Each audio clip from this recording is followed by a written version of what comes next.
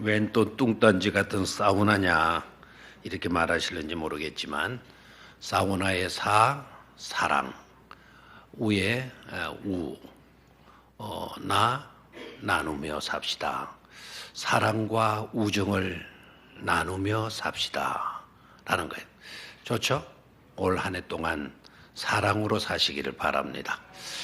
우정을 잘 지켜가는 그런 삶을 사시기를 바랍니다. 나누며 사시기를 축원합니다. 사랑과 우정을 좀 나누며 삽시다. 사우나 좀 합시다. 자, 오늘 저녁에 제목은 내가 들었고 내가 보았노라 그랬어요. 자, 여기에서 내가는 누구죠? 내가는 누구죠? 자, 성경을 읽을 때 조금 소홀히 읽었던 것이 읽었기 때문에 대답이 잘 안 나오죠. 내가는 누구죠? 하나님이에요. 하나님. 누구에게 하신 말씀입니까? 히스기야에게 하신 말씀인데 직접 하나님께서 히스기야에게 말씀해 주신 것이 아니고 선지자 어떤 선지자? 이사야 선지자에게 말씀해 주신 거예요. 그러니까 이사야 선지자에게 말씀을 하고 이사야 선지자는 하나님께로부터 받은 들은 그 음성을 누구에게 가서 전달해 주죠? 히스기야에게 가서 전달해 주는 거예요. 이때 당시 히스기야는 면장이었다, 동민이었다, 군수였다, 총리였다, 왕이었다? 왕이죠. 그리고 이사야 선지자가 누구에게 가서? 히스기야 왕에게 가서 하나님께서 들은 말씀을 전해줘요. 자, 내용이 있지만 동사를 딱 중심으로 해서 보게 되면 내가 들었다, 내가 보았다라는 거예요. 하나님께서 히스기야에게 네 기도를 내가 들었고 너의 눈물을 내가 뭐하였노라? 보았노라. 자, 이 말씀만 생각해도 가슴이 찡해 오잖아요. 그죠? 히스기야가 지금 어떤 형편에 놓여 있죠? 죽을 병에 걸려 있는 거예요, 지금. 방금 전에 이사야 선지자가 하나님께로부터 들은 말씀을 히스기야 임금에게 가서 전했어요. 히스기야 임금에게 고질병이 있었거든요. 그 고질병이 뭔가는 알 수가 없어요. 아마 피부병이었을 거다. 그래서 상처에 무화과 잎을 찍어서 바르도록 해라 한 걸 보면 아마 무좀이었는지 섭진이었는지 알 수는 없어요. 아무튼 피부병일 수도 있어요. 오늘로 말하면은 그게 또 그걸로 죽을 정도니까 아마 그런 것이 아닐 수 있겠나 싶기도 해요.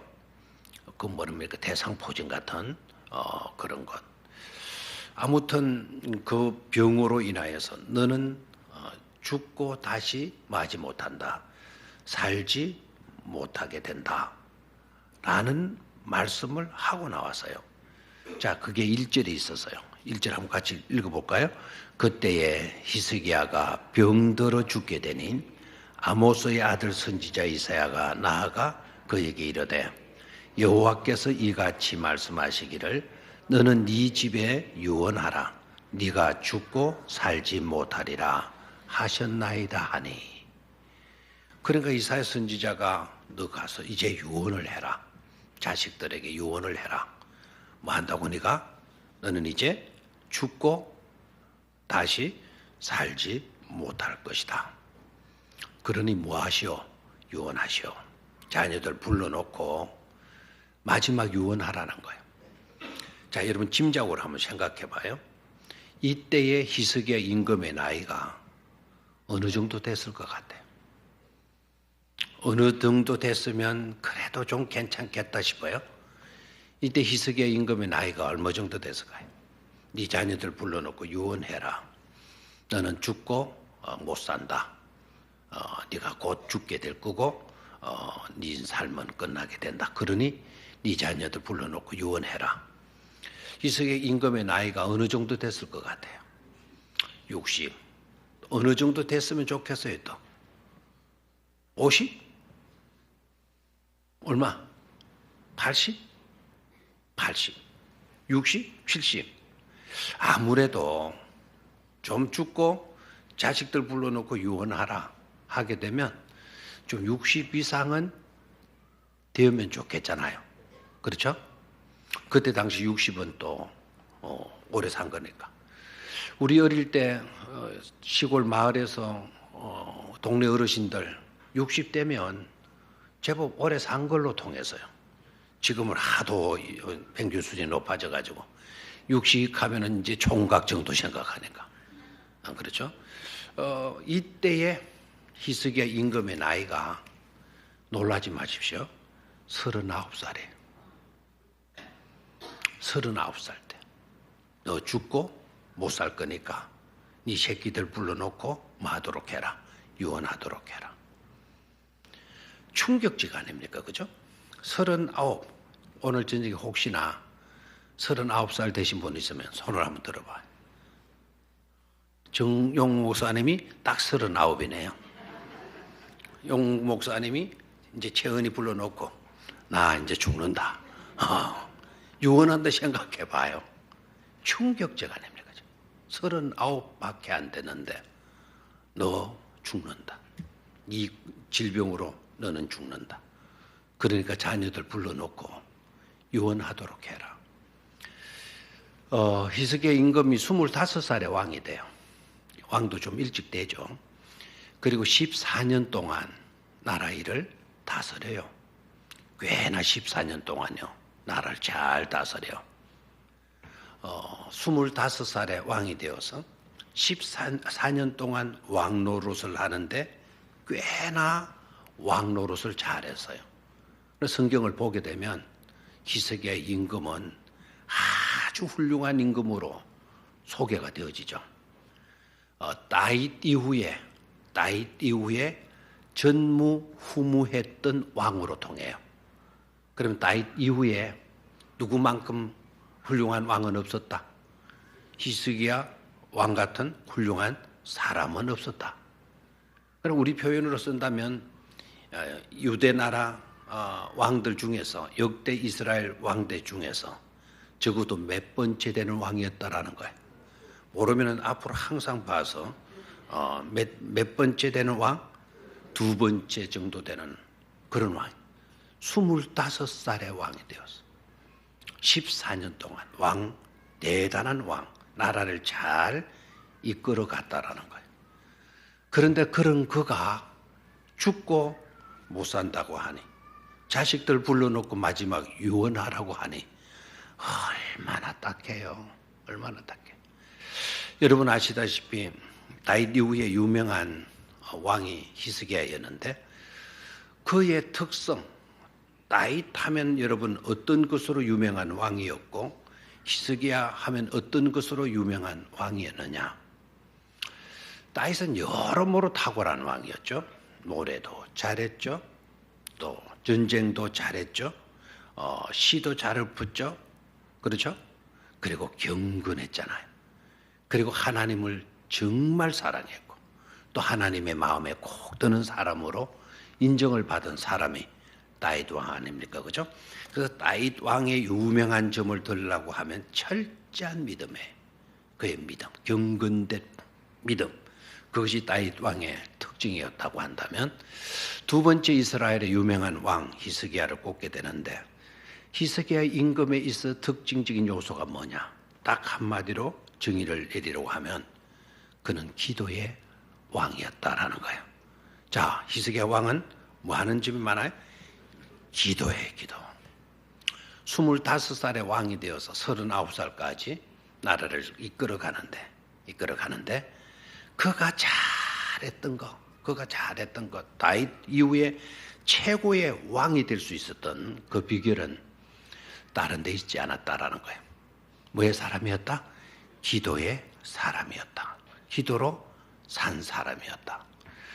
그렇게 기도로 산 임금이고 나라를 잘 이끌어 갔음에도 불구하고 그가 병들어서 이제 죽게 된 거예요. 그것도 너무나 일찍 39살 때 한창 일할 수 있는 아주 적기에 좋은 그 같은 나이에 인생이 끝나게 되는 거예요. 너무 안타깝죠, 그죠? 누구보다도 당사자인 히스기야의 마음이 더 절망적이었던 것 같아요. 그래서 그 유언을 해라. 너는 이제 죽게 된다. 곧 죽게 된다. 라는 말을 들었다고 한다면 여러분들은 어떻게 반응했을 것 같아요? 히스기야가 여기서 잘한 게 있죠. 평상시에도 그렇게 살았기 때문에요. 절망하거나 단식하지 않아요. 자포자기하지 않아요. 그 소리를 딱 듣는 순간 선지자의 말은 일개 개인의 말이 아니잖아요. 선지자가 말했다라는 것은 누가 말씀하신 거죠? 하나님께서 말씀하신 거죠. 그러니까 그걸 다 알아요. 그러나 하나님께서 나에게 말씀해 주신 거다. 그럼 우리는 하나님이 그렇게 선포해 주셨다면 누가 이 일을 달겠어요? 근데 끝나는데도 불구하고 그는 뭐의 사람이었다?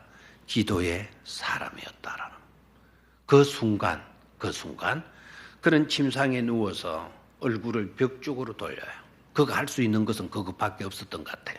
일어나 앉을 수 있는 기력도 안 되는 것 같고, 그리고 앉아서 무릎을 꿇고 할 수 있는 그와 같은 형편도 아닌 것 같고, 침상에 누워서 할 수 있었던 것은 그의 벽을 어느 쪽으로 향하여? 벽을 향하여 뭐 하게 되죠? 기도하게 되는 거예요. 자, 2절을 봅니다.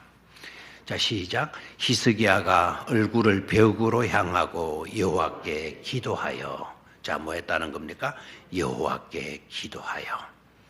자, 기도 내용을 3절에 가서 한번 잠시 한번 볼까요? 3절 시작.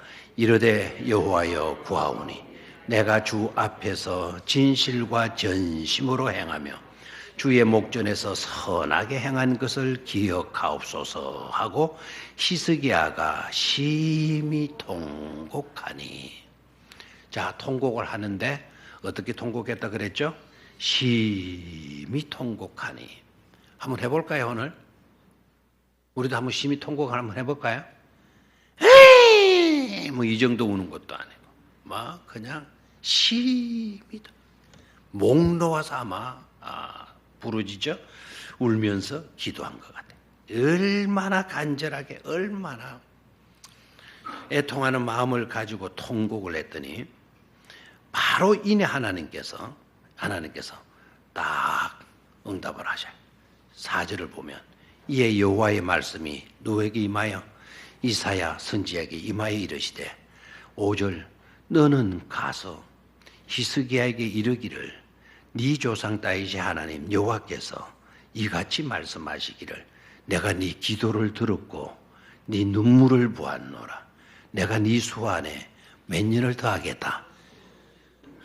참 너무너무 코믹하죠. 하나님도 되게 급했던 것 같아요. 하나님도 성질이 되게 또 급하신 것 같아요. 아마 저는 이사야 선지자 노릇을 하라고 한다면 선지자 이사야가 난리통을 했을 것 같아. 이제 내가 이사야라 생각하면 이사야가 그럴 리는 없지만 내가 이사야였다고 한다면 하나님한테 대뜸 하나님 장난칩니까? 금방 가서 죽는다 해놓고 유언하라 해놓고 금방 가서 또 15년 더 살게 해주신다.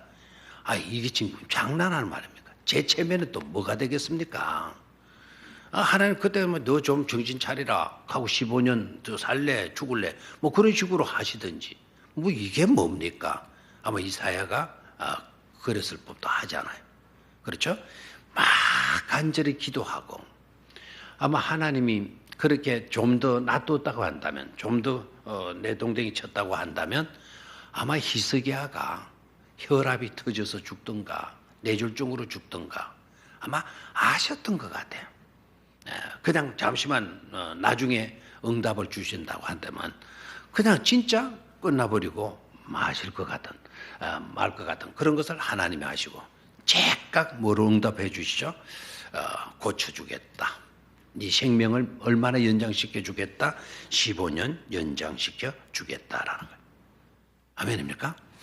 자, 여기에서 우리가 깨달아야 될 것이 뭐냐면은 기도가 뭐냐라는 거예요. 기도가. 자, 기도를 여러 가지로 우리가 정의들을 하죠. 그런데 히스기야 임금에게 있어서 기도는 어떤 것이냐? 죽을 병도 고쳐놓는 것이 바로 뭐다? 기도다라는 거예요. 아멘입니까? 죽을 병도 고칠 수 있는 것이 바로 뭐다? 기도다라는 거예요. 우리도 절망적인 어떤 뉴스를 접할 때가 있을 거예요. 내 건강의 문제이든지 여러분의 건강의 문제이든지 어떤 다른 어떤 심각한 문제이든지 간에 바로 그와 같은 문제들을 두고 우리도 뭐 할 수 있어야 된다는 거죠. 기도할 수 있어야 된다는 거예요. 그것을 교훈해 준 인물이 바로 누구다? 히스기야 임금이다라는 거예요. 자, 놀랍게도 히스기야는 고개를 돌려서 심히 통곡하면서 기도한 거예요. 아마 히스기야가 내가 이렇게 울다가 진짜 죽으면 어떡하냐 이런 생각은 안 했겠죠. 나는 이미 끝난 사람이다. 끝난 사람이 목 놓아 운다고 해서 통곡한다고 해서 뭐 그걸 또 통곡하지 않는다고 해서 날 게 뭐냐. 죽음의 문제에 기로했었는데 울다가 죽은들 이래 죽거나 저래 죽거나 마찬가지 않느냐. 그럴 바에야 나는 심히 뭐하고 죽을 거다. 통곡하며 기도하며 죽을 거다. 라는 것 아닙니까? 그러니까 여러분 생각해야 돼요. 히스기야가 죽을 병에 걸렸다 할지라도 또 죽음의 통보를 받았다 할지라도 그가 포기하지 않고 있었던 것이 있어요. 그게 바로 뭔 줄 압니까? 기도예요. 어떤 상황에 놓이든지 간에 그는 뭐 했다라는 거죠? 기도했다. 뭐를 포기하지 않았기 때문이다? 기도를 포기하지 않았기 때문이다라는 거예요. 그런 믿음을 우리 또한 가질 수 있어야 될 줄로 믿습니다. 절대로 무슨 일을 당하였든지 간에 뭐만큼은 포기하지 맙시다. 기도만큼은 포기하지 맙시다. 아멘. 자, 다 같이 시작. 어떤 일을 당하였든지 어떤 일을 당하였을지라도 기도만큼은 포기하지 않으리라. 시작. 어떤 일을 당하였을지라도 기도만큼은 포기하지 아니하리라. 아멘. 여러분 그렇게 결단을 하시기를 바라요. 자, 두 번째. 기도하게 되니까 죽음도 뒤로 물러나게 되더라는 거예요. 기도하게 되니까 뭐도 물러가더라? 죽음도 뒤로 물러가게 되더라는 거예요. 기도는 죽음까지도 찾아오는 죽음까지도 뒷걸음질 치게 만들 수 있다라는 거예요. 좀 그 깨달아지면 아멘 하시기를 바라요. 자, 15년 생명 연장 받았잖아요. 죽음이 문 앞에까지 갔잖아요. 어떻게 보면 히스기야 코앞에까지 갔어요. 코앞에까지 가는데 그가 그럼에도 불구하고 기도하는 거 포기하지 않고 기도했더니 기도하는 그에게 찾아갔던 죽음이 코앞에까지 찾아갔던 그 죽음이 뒷걸음질 쳐서 몇 년 뒤에 오더라? 15년 뒤에 그 대사 오게 되더라는 거예요. 아멘입니까? 기도는 죽음도 뒤로 물러가게 만들 수 있는 것이 기도이다라는 거예요. 아멘입니까? 그러면 기도가 강해요? 죽음이 강해요? 기도가 더 힘이 있어요? 죽음이 더 힘이 있어요? 기도가 더 힘이 있다라는 거죠. 아멘입니까? 자, 기도가 그러면 뭐냐라는 거예요. 히스기야가 기도했기 때문에 죽을 병도 고침을 받게 되고 히스기야가 기도하게 되니까 코앞까지 왔던 죽음도 뒷걸음질 쳐서 뒤로 물러가게 되고 기도하게 되니까 죽음보다도 더 강한 히스기야 임금이 되더라. 기도가 뭐냐라는 거예요. 여러분 여기에서 깨달아야 되는 것은 기도한 히스기야가 대단해서 그와 같은 역사가 일어나는 것이 아니다라는 겁니다. 히스기야가 대단한 인물이기 때문에 그가 기도했기 때문에 그와 같은 역사가 일어난 것이 아니라 히스기야의 기도를 들으시는 하나님이 전지전능하신 하나님이시기 때문이다라는 거예요. 자, 우리에게도 또 마찬가지. 내가 대단해서 여러분들이 대단해야만이 기도의 능력이 나타나고 기도의 역사가 일어나고 죽음마저도 물러가게 되는 그런 일이 일어나는 것이 아니다라는 거예요. 우리는 부족하고 우리는 형편없다 할지라도 우리가 기도하는 하나님, 우리가 하나님을 대상으로 해서 하나님께 기도를 드리게 될 때 우리가 믿는 그 하나님이 우리에게도 동일한 역사를 나타내 주시는 것이다라는 거예요. 그런 믿음을 가질 수 있게 되기를 축원합니다. 히스기야 때문이 아니고 히스기야의 기도를 들으시는 하나님 때문에 우리는 무능하다 할지라도 우리 때문에가 아니고 우리가 부르짖고 우리가 대상에서 기도하는 우리의 기도를 들으시는 하나님의 전지전능하심 때문에 역사는 일어나게 되는 것이다 하는 것을 깨닫기를 축원합니다. 두 번째로 조금 올라가서 37장으로 좀 올라가도록 하겠습니다. 한 장 위로 올라가서 히스기야 임금을 생각하다 보니까 이 점도 우리가 놓쳐서는 안 되는 내용이 되겠어요. 37장 8절 이하. 37장 8절 이하를 보는데, 자 8절에서 20절까지 내용은 그 위에 표제로 딱 적어놨죠. 8절 위에 뭐라고 되어 있나요?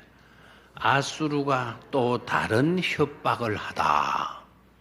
아수르가 또 다른 협박을 하다. 여기서 아수르는 나라 이름이에요. 그때 당시 제국입니다. 애굽, 아수르, 바벨론, 메데파사 그리고 로마로 이어지죠. 제국의 역사들이. 애굽에 이어서 또 하나 강대국으로 부상했던 나라가 어느 나라? 아수르 나라예요. 아수르. 되나요? 자, 이때 당시에 아수르 임금이 누구냐 하면은 산헤립이라고 하는 사람이 그 제국의 뭐였다? 왕이었다라는 거예요. 왕이었다. 자, 들어봐요. 이때 이 아수르 산헤립 임금이 뭐 그야말로 강대국이니까 뭐 천하를 호령하는 그와 같은 제국의 왕이니까 자기 나라 밑에 차지하는 조그마한 땅덩어리 요게 좀 자기 마음대로 안 되는 거예요. 근데 강대국을 다 정복을 하고 있는 그런 아수르인데 유대 나라, 이스라엘 나라 요게 마음만지 않은 거예요. 요게 마음대로 안 되는 거예요. 요거 뭐 우리로 말하면 요건 아무것도 아니죠. 그런데 이게 마음대로 안 되는 거예요. 그래서 사네리비가 이스라엘 왕, 이때 당시 왕이 누구는가 그러니까 유대 왕이 바로 히스기야 임금이에요. 히스기야 임금에게 협박장을 보내는 거예요. 말 들어라. 말 들어라. 너희들 믿는 그 하나님 말 믿지 말고 우리 말 들어. 우리 말 들어. 힘도 없는 너네들 신, 그 신에게 속지 말고 그 하나님에게 속지 말고 너희들이 잘 살고 싶으면 문제없이 살고 싶으면 누구 말 들으라고? 누구 말 들으라고? 자기 말 들으라고. 자기는 누구죠? 아수르의 왕 누구라고요? 산헤립이에요. 자, 성경을 한번 보죠. 10절을 한번 봅니다. 10절. 10절 찾았습니까? 자, 시작. 너희는 유다의 히스기야 왕에게 이같이 말하여 이르기를 너는 네가 신뢰하는 하나님이 예루살렘이 아수르 왕의 손에 넘어가지 아니하리라 하는 말에 속지 말라. 하나님께 속지 말라. 너네들은 우리 밥이다. 그러니까 우리 말 들어. 항복하고 빨리 편안하게 사는 것이 나아. 이런 식으로 협박을 하는 거예요. 자, 이때 당시 국력으로 보게 되면 남한국 유다가 아수르를 대항할 만한 힘이 있었느냐 없었느냐는 거예요. 제국과 조그만 국가, 우리나라보다도 훨씬 적은 그런 나라, 그것도 분열이 되어져 있었잖아요. 그런 땅덩어리를 가지고 그런 국민들 가지고 아수르 제국을 상대로 해서 이길 수가 있다 없다? 없다라는 거예요. 그래서 이런 협박장을 받게 되게 되면 왕은 책임자니까 고민에 빠질 수밖에 없죠. 현실적으로 모든 것을 분석해 보면 당할 아수르를 막아낼 가능성은 0.1%도 없는 거예요. 그렇다고 무턱대고 버틸 수도 없는 것 아닙니까? 그런 기로에 섰을 때, 자, 히스기야 왕은 특징적인 요소가 아까 뭐라 그랬나요? 무조건 누구에게 달려가는 겁니까? 하나님께 달려가는 거예요. 하나님께 기도하는 거예요. 사내리비가 협박을 하니까 그것도 하나님께 속지 말라 그런 식으로 협박을 하니까 히스기야 임금이 이번에도 어떤 태도를 가지느냐 하면 그 길로 어디로 달려간다? 성전으로 달려가요. 성전으로 달려가서는 그 협박장을 성전 강단 법궤 앞에 쭉 펴놔요. 됐습니까? 되나요? 그때 당시는 요런 종이에다가 편지를 썼겠어요? 아니다. 큰 두루마리 둘둘둘둘 말아가지고 옛날 우리나라도 그랬잖아요. 둘둘 말아. 그걸 강단 앞에 쭉 펴놔요. 그리고는 하는 말이 뭡니까? 그런 내용으로 기도하는 것도 아니고 하나님이 옆에 놨으니까 하나님이 뭐 해달라는 거 보고 하나님이 읽으시라는 거예요. 자, 여기에서 우리 인간의 믿음이 참 좋다 싶지만은 얼마나 우리식의 믿음인가를 여러분 깨달아야 돼. 히스기야가 사네비레가 보내온 그 협박장 뚫뚫 이렇게 말한 거를 성전 앞에 가서 펴놔야만이 하나님이 읽으실 수 있습니까? 근데 이거 가서 펴놓으면 못해요. 그렇죠? 근데 히스기야는 뭐든지 읽으려고 그러면 감아놓은 거를 뭐 해야 돼요? 펴야 읽을 것이라 생각을 하고 강단 앞에 가서 또 펴놓고 읽으시라는 겁니다. 하나님은 이것이 펴졌는지 안 펴졌는지 봉투에 뭐 등기 보내듯이 그렇게 인봉을 하고 해도 하나님은 다 아실까요? 모르실까요? 다 아신다 이 말입니다. 그럼에도 불구하고 히스기야가 왜 그와 같은 것 그렇게 하시죠? 자, 우리도 그러지 하죠. 하나님 아시죠? 이렇게 펴지 않아도 지금 우리나라 입장이 어떤 형편에 놓여 있는지 일일이 내가 내 입으로 하나님 그 실상을 말하지 않아도 하나님은 아실까요? 모르실까요? 아시죠? 그래서 우리도 하나님 아시죠? 라고 기도해도 돼요. 그럼 하나님이 너보다 내가 더 잘한다 이렇게 말씀해 주실 거예요. 근데 히스기야가 왜 이렇게 하는 겁니까? 그 태도가 옳으냐 그 태도가 나쁘냐 그걸 우리는 말해서는 안 돼요. 알겠습니까? 그럴 필요가 없어. 이런 식으로 따질 필요도 없어요. 히스기야는 그렇게 하고 싶은 거예요. 자기의 답답함을. 내가 보듯이 누가 또 봐주시기를 원하는 거예요? 하나님이 봐주시기를 원하는 거예요. 그래서 하나님 보십시오. 아수르의 사네리비가 이런 식으로 와서 협박을 합니다. 하나님 도와주세요. 그렇게 간절하게 성전에 엎드려서 기도해요. 다윗 이후에 전무후무했던 임금이 누구라 그랬죠? 히스기야예요. 히스기야의 일대기를 소개한 것을 보면은 그는 그의 조상 다윗의 그 모습을 그대로 닮았다리하게 다윗의 전철을 밟은 왕으로 이야기를 해요. 다윗의 온전치 못한 요소도 있어요. 그런데 다윗에게 훌륭한 점이 있었잖아요. 다윗도 문제가 생기면 어디로 달려가서 기도하죠? 하나님 전에 가서 침상이 눈물로 다 젖도록 심한 말로 쓰게 되면 얼마나 제단 앞에 와서 눈물 뿌려가면서 기도했던지 그 제단의 바닥이 그 마루 바닥이 썩을 정도였다. 그만큼 다윗 왕이 뭘 했다는 거죠? 하나님께 엎드려서 기도했다는 거 아닙니까? 자, 역사는 지나갔어요. 세월은 흘렀어요. 히스기야 때에 히스기야 임금이요 그 모습을 갖고 있는 거예요. 다윗이 하던 그 모습. 문제만 있으면 어디로 달려가서 하나님께 달려가서 뭐 하더라? 기도했어요. 하나님 보십시오. 하나님 보십시오. 하나님 좀 제발 보시고 하나님이 좀 해결해 주십시오.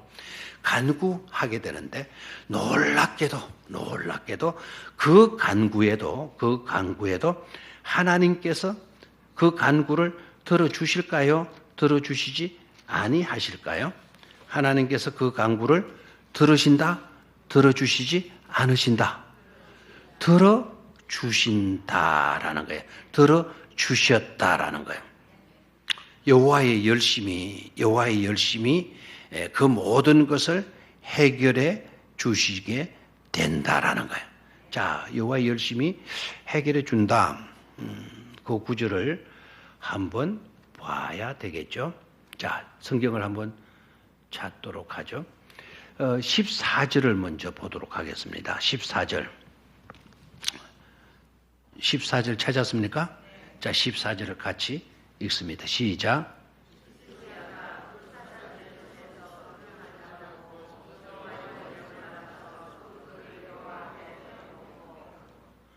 자, 히스기야가 어떤 태도를 취하고 있죠? 그것을 펴놓고 하나님께 기도하죠. 제발 좀 하나님이 해결해 달라, 해결해 주십시오라는 그런 내용으로 하나님 전에 그것을 펴놔요. 자, 그 밑으로 내려가서 아까 몇 절 읽었죠? 펴놓고 15절 여호와께 기도하여 이르되, 자, 16절 이하는 히스기야가 이런 내용으로 기도를 하나님께 드린 거죠. 자, 20절로 내려가요. 우리 하나님 여호와여, 이제 우리를 그의 손에서 구원하사 천하 만국이 주만이 여호와이신 줄을 알게 하옵소서. 주만이 여호와께서 뭐이신 것을 알게 하옵소서. 우리의 신이신 줄, 여호와이신 줄을 알게 하옵소서라고 기도하죠. 아멘입니까? 자, 그리고 21절 봐요. 아모스의 아들 이사야가 사람을 보내어 히스기야에게 이르되, 이스라엘의 하나님 여호와께서 말씀하시되, 네가 아수르의 사네립 왕의 일로 내게 기도하였도다 하시고, 아멘입니까? 그러니까 누가 기도하셨다라는 것을 인정해 주고 있죠. 하나님께서 인정해 주시고 있는 것을 보게 돼요. 참 감사하죠, 그죠? 그러니까 히스기야가 하나님께 뭐 했다? 기도했다. 기도하게 되니까 승리가 누구에게로 돌아오게 되죠? 이스라엘에게 승리가 주어지게 된 줄로 믿습니까? 그대 내용을 읽어보게 되면 하나님께서 아수르의 나라를 흩어버리시는데, 그날 밤에 죽은 사람이요, 아수르 군대가 얼마나 죽게 되어지는가 하니까 18만 5천 명이 그날 밤에 뭐 하게 된다? 죽게 되는 것을 보게 돼요. 하나도 안 놀라는데요. 얼마나 죽어요? 18만 5천 명이 죽어나가요. 자, 36절로 내려가서 봅니다. 36절. 이에 아수르의 사네립 왕이 36절. 여호와의 사자가 나가서 아수르 진중에 18만 5천인을 쳤으므로 아침에 일찍이 일어나 본저 시체뿐이라. 히스기야가 그날 밤에 기도하는데 그 기도를 성전에서 드리는 순간 하나님의 사자들, 천사들을 보내가지고 아수르 군대를 쑥대밭을 만들어 버린 거예요. 그리고 그날 밤에 아수르 군대 몇 명이 죽어갔다? 18만 5천 명이 죽어갔다라는 거예요. 자, 여기에서 우리가 깨달아야 될 거. 한 사람의 기도하는 사람의 힘은 18만 5천 명의 군대의 위력보다도 더했다라는 거예요. 아멘입니까? 한 사람의 기도하는 사람의 힘은 뭐보다 강했다? 18만 5천 명의 군대의 위력보다도 뭐 했다? 강했다라는 거예요. 18만 5천 명의 적군들이 쳐들어와도 한 사람의 기도하는 사람이 있을 때 그 18만 5천 명의 적군이 무섭지 않게 된다라는 거예요. 크게 좀 아멘을 하시면 좋겠죠. 그럼 한 사람의 기도자는 18만 5천 명의 군대보다도 더 마다 강하다라는 거죠. 강하다. 자, 뭘 또 깨달을 수 있는 거 아닐까? 그렇다면 야만국 유다는 기도하는 사람이 왜 왕밖에 없냐라는 거예요. 왕밖에. 적어도 이 나라가요, 형편없어요, 지금.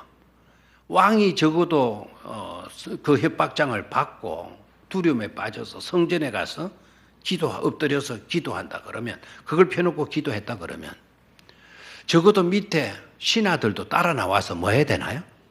기도해야 되잖아요. 한 사람도 기도했던 내용, 히스기야 임금의 그 업적을 소개하는 일들 속에 보면 한 사람도 대신들이 나와서 신하들이 나와서 같이 기도해 주었다, 중보 기도해 주었다라는 애 하나도 안 나와요. 참 서글픈 현장이에요. 근데 서글픈 현장이지만 그래도 한 사람의 대표자가 뭐 하게 될 때, 기도하게 될 때, 한 사람이지만 하나님이 18만 5천 명의 적군도 물리치게 해 주시더라라는 것이죠. 기도하면 사태가 역정될 줄로 믿습니까? 기도하는 한 사람으로 인하여서 승리가 오히려 주어지게 되고, 사네립 임금은 그렇게 이스라엘 민족을, 유대 민족을 괴롭히더니 그 사네립 임금이 자기가 이끌고 나갔던 군대 18만 5천이 하룻밤에 그냥 다 몰살당하고 마니까 자기가 군대 전쟁을 할 수가 있겠어요? 그래서 자기 조국으로 돌아가요. 니누에, 아수르의 수도가 니누에이잖아요. 니누에로 돌아가서 자기네가 섬기는 니무롯이라고 하는 이 우상이 있어요. 니무롯 신전 앞에 가서 엎드려 기도하다가, 자, 저를 봐요. 자, 사네립이 어디로 돌아갔어요? 자기 부하 다 잃어버리고 홀몸으로 곡으로 가서는, 자기 나라 수도에 가서는 자기가 섬기는 신전에 가서, 니무롯 신전에 가서 그 신 앞에 가서 울었는지 뭐 신전한다는지 뭐 기도했는지 모르겠어요. 그렇게 신전에 가서 엎드려 있는 그가 어떻게 된 줄 알아요? 니무롯 신이 와서 너 참 안 됐다, 이제 너 새로 힘을 가져라, 뭐 이런 식으로 내가 너를 도와주기, 이런 식으로 나온 게 아니라 그 니무롯 신전 앞에 엎드려 있는 그 사네립을 자기 아들이 와서 등에다가 칼을 꼽아요. 그래서 사네립이가 누구의 손에 죽게 된다? 자기 아들의 손에 죽게 돼요. 그의 인생이 그렇게 끝나게 돼요. 한 사람의 기도하는 사람, 하나님께 기도하는 사람, 그 한 사람 때문에 나라가 위기에서도 안전하게 되고 평화가 지켜지게 되어진 줄로 믿습니다. 우리의 삶을 역전시킬 수 있는 방법, 그렇게 위태로웠던 상황을 역전해서 오히려 적국이 혼란에 빠지고 그렇게 위협 속에 놓였던 나라가 평화로울 수 있었던 것은 한 사람의 누구 때문이다? 기도하는 사람 때문이다라는 거예요. 그 한 사람이 기도하는 사람이 저희고 여러분들일 수 있게 되기를 주의 이름으로 축원합니다. 우리 바렌가타에서는 그 사람 곁에 신하들도 같이 합심해서 기도해 주었으면 얼마나 좋겠나. 역전시킬 수 있는 강한 무기는 기도다라는 거예요. 오늘 제가 옛날에 중공업에서 씨름 장사로 있었던 김칠규 집사님 사업 터전 버섯 농장을 하는데 엄청나게 크게 하시더라고요. 거기에 그 목사님 세 분이 가가지고 식사 대접을 받고 왔어요. 그 버섯이랑 항정살, 삼겹살 구워준다 해서 그랬더니 항정살 그게 더 낫다 그래. 그리고 그 청도에 그 유명한 미나리, 뭐 미나리 이름이 따로 있던데 무슨 미나리 그거 타고 그래서 그 전심 대접을 정말 잘 받았어요. 근데 그분들이 이야기를 듣는, 얼마나 감동이 되는. 그 김칠규 집사님이 중공업에 최연소 천하장사를 했고 최연소 코치를 했고 최연소 감독을 하고 그리고 후배에게 감독 자리를 넘겨주고 이제 자기는 은퇴해서 나왔는데, 그렇게 벌었던 돈들이 뭐 1년도 안 돼 다 없어져 버리고, 그리고 내리막길을 치다는데 자기 부인이 학교 교편생활 하셨더라, 선생이시더라고요. 자기 부인한테 근사님의 그분이 안 믿는 집안에서 참 어려움 때문에 신앙을 갖게 되었다 그러고, 부인한테서 10,000원 하루 일당 10,000원 받아 나가면 그 10,000원 가지고 하루를 지내고 들어가야 되는데, 그렇게 많이 알고 있었던 사람 만날까 봐 두려웠다는 거예요. 만나서 식사 같이 하자라고 말할까 봐 두려워서 몰래 피해 다녔다는 거예요. 식사 친구들하고 아는 사람하고 식사 한 끼도 하기가 어려운 형편에 그렇게 놓여 있더라는 거예요. 그러다가 그 부인이 그 신앙을 갖게 되고, 그리고 제 안에서 잠언을 읽기 시작했대. 잠언을 읽어보라고, 부인이 잠언을 읽어보라고, 잠언을 읽기로 작정을 하고. 근데 잠언을 읽으면서 얼마나 감동을 받았는지. 그렇게 잘 나갔을 때는 그때 당시에 에쿠스를 타고, 그리고 점점 형편이 없으니까 에쿠스에서 소나타에서 그 뭡니까? 소나타 그 밑에 뭐이죠? 아반떼에서 나중에 대우에서 나온 티코로. 생각해봐요. 점점 그렇게 막 내리막길로 처박기 시작하더라는 거예요. 정말 견디기 어렵게. 그런데 자기 딸 하나가, 막내 딸 하나가 아빠한테 편지를 썼대. 그도 하나님께 기도하자고. 그 막내 딸 아이가 다 그렇게 하면서 잠언 읽고 기도하고, 그래서 새 용기 가지게 되고, 지금은 이제 상승규류를 타고 이렇게 자기가 나아가게 되어졌다고. 그가 그렇게 될 수 있었던, 목사님, 우리가 이렇게 넘어지지 않고 거기서 끝나지 않고 이렇게 일어설 수 있었던 것은 그 공고한 자리에서 하나님께 기도할 수 있었기 때문입니다라는 거예요. 아멘입니까? 기도가 우리를 일으켜 세우는 거예요. 기도가 우리를 역전시켜 주시는 그런 은혜가 우리에게 주시는 것입니다. 마지막 세 번째로, 너의 눈물을 내가 보았고 너의 기도를 내가 들었다. 자, 히스기야 3, 9절로 내려가요. 38장 9절.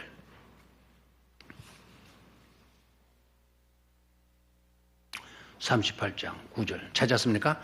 자, 시작. 유다 왕 히스기야가 병들었다가 그의 병이 나은 때에 기록한 글이 이러하니라. 아멘. 자, 병들었다가 그의 병이 나은 때에, 그 병이라는 것은 여러분 아시죠? 어떤 병? 죽을 병. 죽을 병 들었다가 그의 병이 나은 때에, 대사라 나은 때에 기록한 글이 이러하니라 그랬어요. 기록한 글이 이러하니라. 그 내용은 너무나도 은혜로운 간증이고 있는 것을 볼 수가 있죠. 됐습니까? 내가 말하기를 나의 중년에 서울의 문에 들어가고, 중년에 39에 서울의 문에 들어가고 나의 여생을 빼앗기게 되리라 하였도다. 내가 또 말하기를 내가 다시는 여호와를 배웁지 못하리니 산자의 땅에서 다시는 여호와를 배웁지 못하겠고 내가 세상의 거민 중에서 한 사람도 다시는 보지 못하리라 하였도다. 나의 거처는 목자의 장막을 거둔같이 나를 떠나 옮겨졌고 내 살던 모든 주거지 텐트 걷듯이 다 걷어지고 내 삶은 그런 식으로 끝이 났고, 그런데 밑으로 내려가서 보면은 16절이죠. 주여 사람이 사는 것이 이에 있고 내 심령의 생명도 온전히 거기에 있사오니 원하건대 나를 치료하시며 나를 살려 주옵소서. 되나요? 그리고 20절로 내려가요.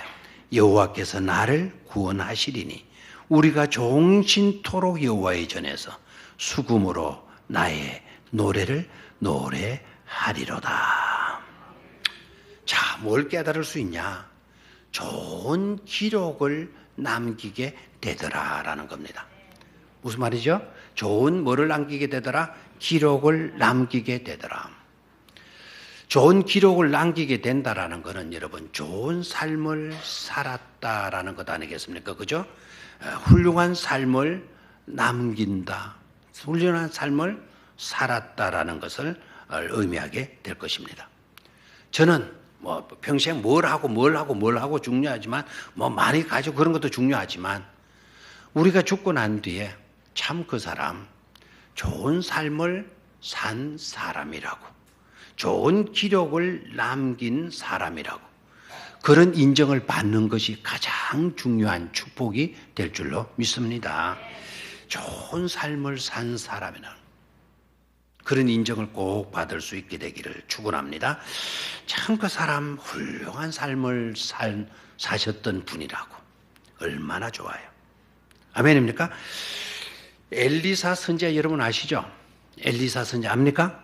그분 생각하게 되면 참 훌륭해요.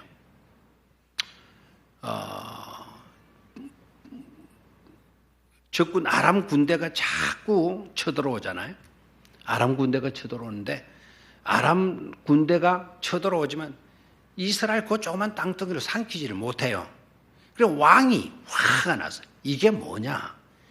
이게 우리한테 이게 틀림없이 간첩이 있다. 유대 땅에서 유대 나라에서 보낸 심어놓은 간첩이 있는 모양. 안 그러고야 어떻게 우리가 이렇게 전쟁할수록 할수록 왜 우리가 쪽쪽 이렇게 져느냐? 전쟁하면 하는 쪽쪽 우리가 이렇게 패배할 수가 있냐? 틀림없이 간첩이 있다. 이렇게 이야기를 하니까 신하 중에 딱 한 사람이 이런 말을 해. 왕이요. 왕께서 모르시는군요. 이스라엘 땅에는 하나님의 선지자가 한 분 있다. 얼마나 엘리사가 잘 살았다면 적국의 사람이 그 땅에는 누가 있다? 하나님의 선지자가 있다. 그 하나님의 선지자가 왕이 침상에서 하는 말까지도 그 선지자가 다 듣고 있기 때문입니다. 그 이야기를 해. 저는 엘리사가 많은 이적도 기적도 행하였어요. 엘리사 여러분 아시죠? 그분은 제가 엘리사를 닮은 게 딱 하나 있어요. 뭔지 아십니까?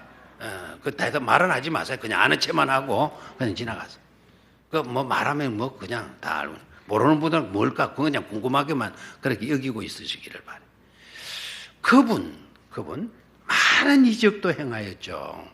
엘리야의 대를 이어서 어떻게 보면 스승보다도 더 큰 일을 엘리사 선지자가 했잖아요. 근데 딱 한 가지 그에게 아름다운 거는 이스라엘 땅에 하나님의 선지자가 있지 않습니까?